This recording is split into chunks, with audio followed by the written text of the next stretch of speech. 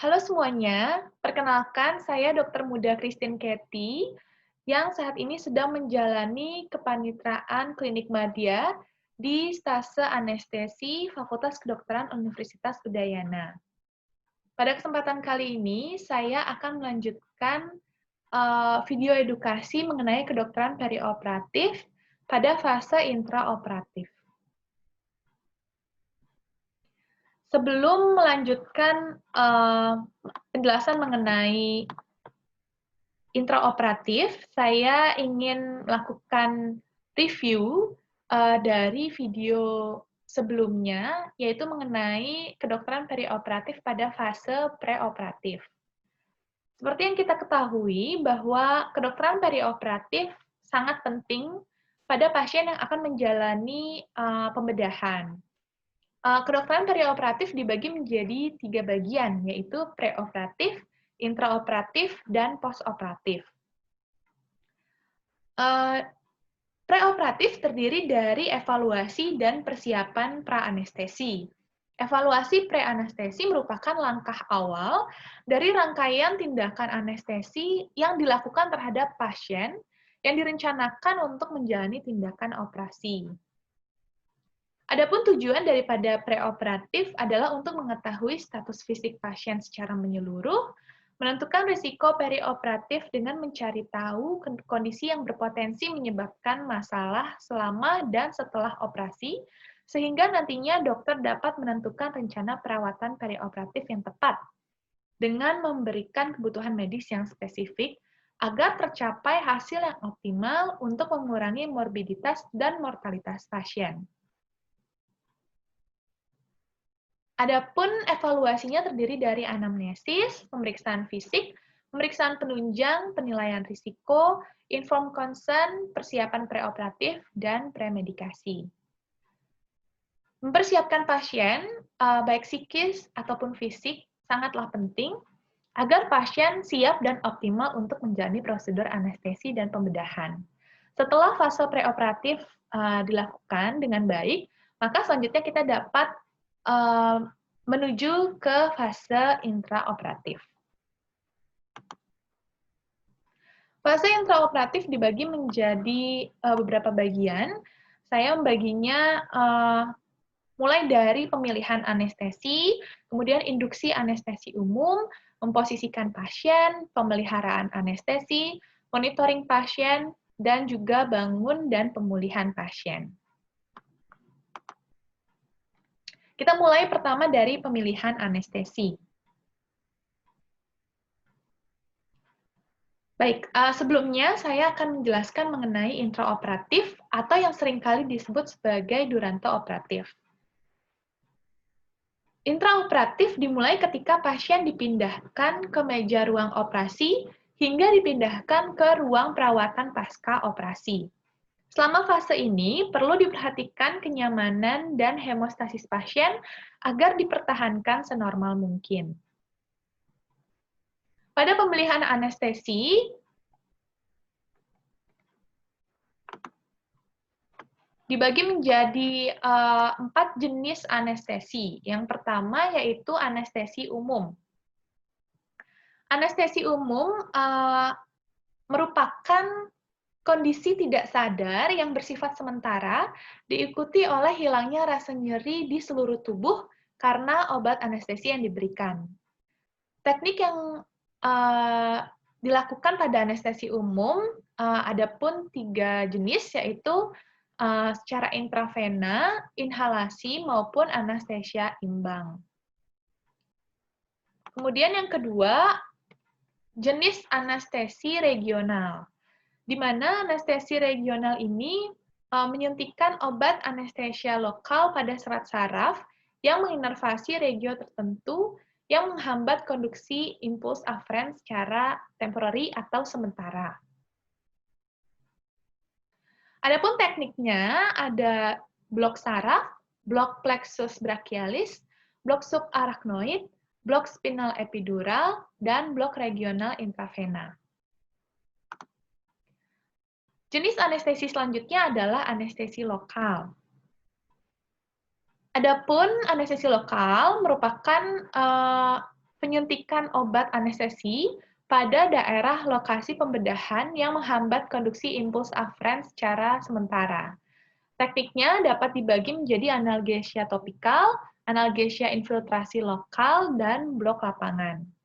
Kemudian yang terakhir adalah anestesi kombinasi, di mana kita dapat mengkombinasi baik anestesia umum, anestesia regional, ataupun lokal.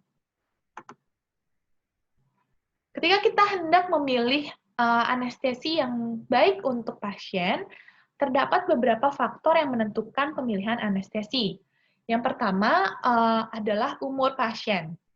Pada pasien usia bayi dan anak-anak, cenderung menggunakan anestesia umum karena bayi dan anak-anak seringkali tidak kooperatif. Kemudian pada pasien dewasa, kita dapat berikan anestesia umum ataupun regional. Kemudian pada orang tua, kita cenderung memberikan anestesia regional. Lalu faktor yang kedua adalah jenis kelamin dan status fisik.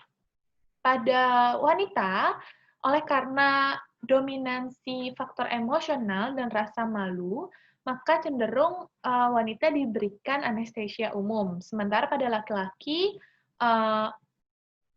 terkadang anestesia regional. Kemudian untuk status fisik pasien, kita menilai apakah pasien punya komplikasi atau penyakit komorbid yang dapat mempengaruhi kerja anestesi yang digunakan. Di sini kita lihat apakah adanya interaksi penyakit sistemik, kemudian obat-obatan yang sedang dijalani oleh pasien sebelum pembedahan. Lalu faktor selanjutnya adalah jenis operasi. Di sini kita bisa lihat bahwa lokasi operasi yang berbeda juga menentukan jenis anestesi yang berbeda. Contohnya, pada lokasi operasi di daerah kepala atau leher, dipilih anestesi umum dengan fasilitas intubasi endotrakeal. Sementara pada lokasi operasi abdomen atau ekstremitas bawah, dipilih anestesi regional. Kemudian pada posisi operasi. Pada posisi operasi contohnya posisi pronasi atau telungkup, dipilih anestesi umum dengan fasilitas intubasi endotrakeal dan napas kendali. Kemudian untuk manipulasi operasi, contohnya pada kasus laparotomi yang membutuhkan manipulasi yang banyak selama operasi, maka dipilihlah anestesi umum. Kemudian pada durasi operasi, pada operasi yang durasinya cukup panjang, dipilih anestesia umum. Adapun faktor-faktor lain yang menentukan pemilihan anestesi terdiri dari kemampuan operator dan peralatan yang tersedia berkaitan dengan manipulasi dan durasi pembedahannya. Kemudian juga penting untuk menilai keterampilan pelaksana anestesi dan juga mungkin saja ada permintaan-permintaan khusus dari pasien sendiri. Selanjutnya kita akan membahas induksi anestesia umum. Pada induksi anestesia umum, merupakan tindakan untuk membuat pasien dari sadar menjadi tidak sadar, sehingga anestesi dan pembedahan dapat dimulai. Terdapat 4 teknik induksi, yaitu intravena, inhalasi, intramuskular, dan perektal. Adapun peralatan-peralatan anestesi yang dibutuhkan untuk induksi disingkat menjadi statik, yaitu S-nya scope, T-nya tubes, E-nya airway device, T-nya tape, I introducer, C konektor, dan S suction. Sini S atau scope itu terdiri dari stetoskop dan laryngoskop. Kemudian untuk tube ada endotracheal tube dan LMA. Untuk airway device terdapat sungkup muka dan juga oropharynx tube. Untuk tape itu ada plaster. Introducer terdapat stilet atau mandrin. Untuk konektor, ini konektor, dan ini suction.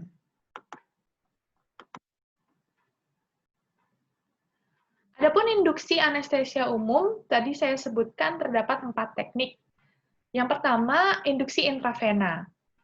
Induksi intravena merupakan induksi yang paling sering digunakan. Obat yang disuntikan dimasukkan secara bolus dengan kecepatan 30-60 detik.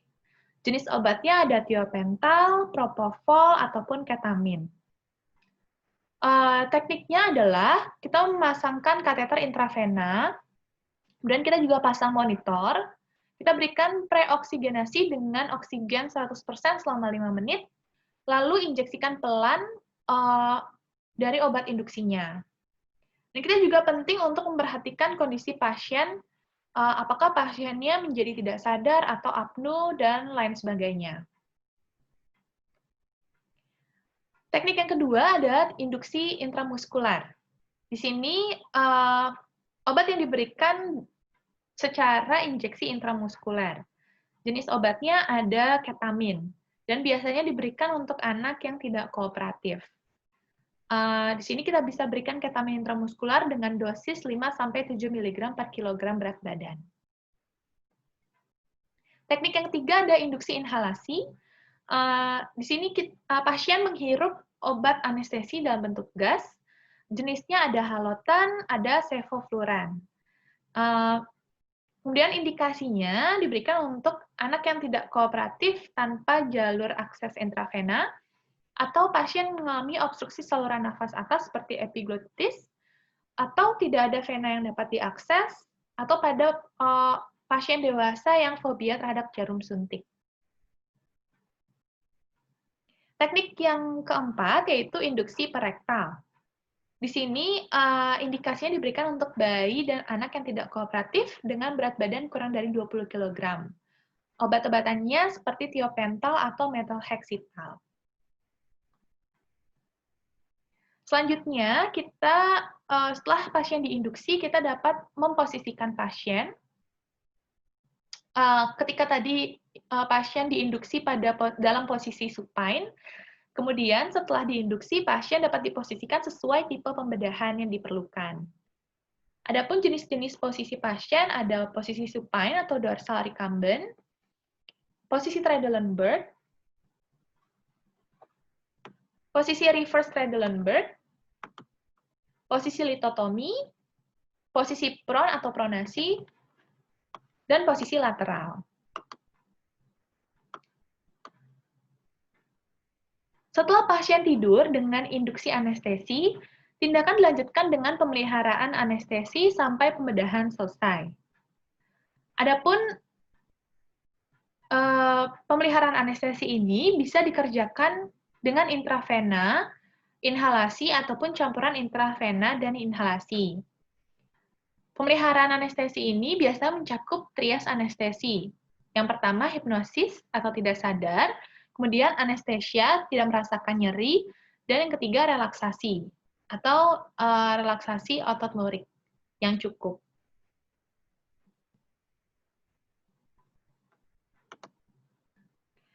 Selanjutnya, kita akan melakukan monitoring pasien. Di sini, standar pemantauan dasar intraoperatif dibagi menjadi 2. Yang pertama, tenaga anestesi harus berada di kamar bedah selama pemberian anestesi. Lalu yang kedua, selama pemberian anestesi, jalan nafas, oksigenasi, ventilasi, dan sirkulasi pasien harus dievaluasi secara teratur dan kontinu. Hal ini bertujuan untuk memperoleh informasi sedini mungkin sehingga dapat bertindak cepat apabila terdapat masalah yang terjadi pada pasien. Adapun hal-hal yang harus dimonitor, standar monitoring pasien, yang pertama ada jalan nafas, di mana kita harus mempertahankan potensi jalan nafas pasien.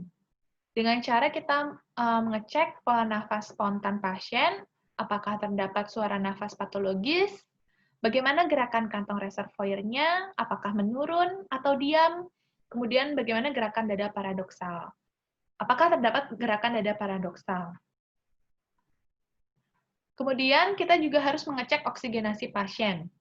Pastikan kadar zat asam dalam udara inspirasi dan darah pasien. Dengan cara menggunakan alat pulse oximetry atau melihat warna darah luka operasi dan permukaan mukosa pasien. Selanjutnya, kita harus memeriksa ventilasi pasien. Kita harus memantau keadekuatan ventilasi pasien dengan melakukan diagnostik fisik atau dengan menggunakan end-tidal CO2, sistem alarm, ataupun melakukan analisis gas darah. Selanjutnya, kita harus memonitor sirkulasi pasien. Pastikan fungsi sirkulasi pasien adekuat dengan cara menghitung denyut nadi atau mengecek tekanan darah secara non-invasif, memasang EKG, mengecek produksi urin pasien, dan tekanan vena sentral.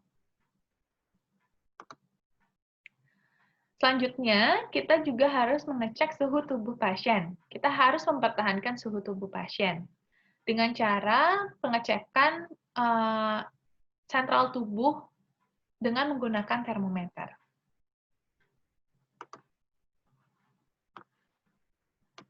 Setelah semua ini kita monitor, nantinya hasil monitoring akan dicatat dalam lembar rekam medik. Dalam praanestesia, selama anestesia, ataupun pasca anestesia. Hal ini berguna untuk nantinya membantu pemilihan tindakan terapi selanjutnya, serta menjadi data dasar penelitian. Baik, pada bagian terakhir yaitu bangun dan pemulihan pasien. Setelah pasien mengalami pembedahan, maka dokter akan menghentikan obat anestesi dan mengekstubasi trakea. Setelah itu, dokter harus memberikan pemberian oksigen 100% dengan cukup muka, kemudian support saluran nafas pasien hingga refleks nafas kembali, lalu periksa kekuatan otot dan koordinasi pasien. Misalnya dengan menggenggam tangan, apakah pasien sudah dapat menggenggam tangan, kemudian sudah bisa menjulurkan lidah dan mengangkat kepala. Lalu posisikan pasien dengan posisi recovery untuk mencegah terjadinya aspirasi. Sekian video mengenai kedokteran perioperatif pada fase intraoperatif. Selanjutnya, pada video selanjutnya, saya akan menjelaskan mengenai kedokteran perioperatif pada fase postoperatif. Terima kasih.